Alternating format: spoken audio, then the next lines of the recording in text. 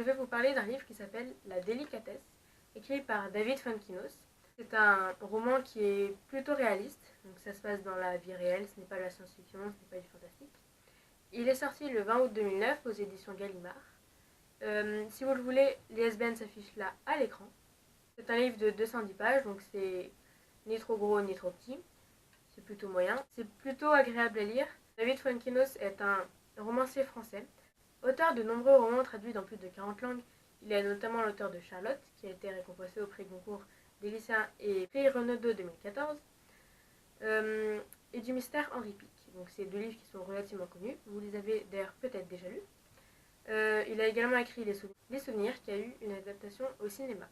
Donc pour revenir à La délicatesse, il a également eu une adaptation au cinéma. Je ne l'ai pas encore vue, mais je vais peut-être la voir très prochainement. On verra ça. Donc j'avais déjà fait une vidéo sur un livre de David Fuenquinos, une vidéo sur le livre La tête de l'emploi. D'ailleurs, vous l'avez peut-être déjà vu. Si vous ne l'avez pas encore vu, cliquez par là pour la voir. Je vous la conseille, elle est très bien. La délicatesse, c'est l'histoire d'un couple, donc Nathalie et François, qui vivent bien leur vie, ils sont bien, ils sont mariés, ils ont une petite vie tranquille, jusqu'au moment où François, à un moment, meurt brutalement.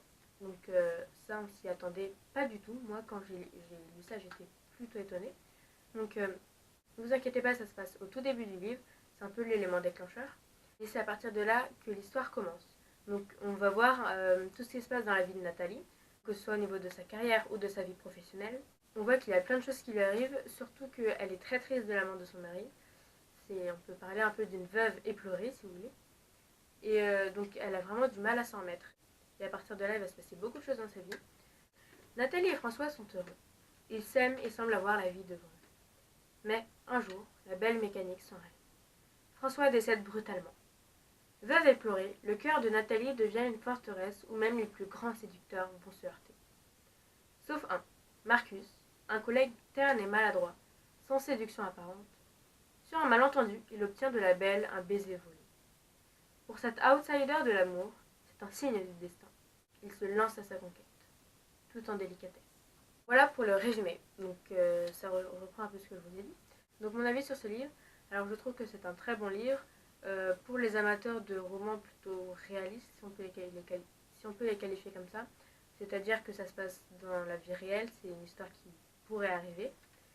Il n'y a pas une histoire de dragon ou une histoire comme ça. Donc je vous le conseille. C'est relativement rapide à lire. Moi je l'ai lu très rapidement.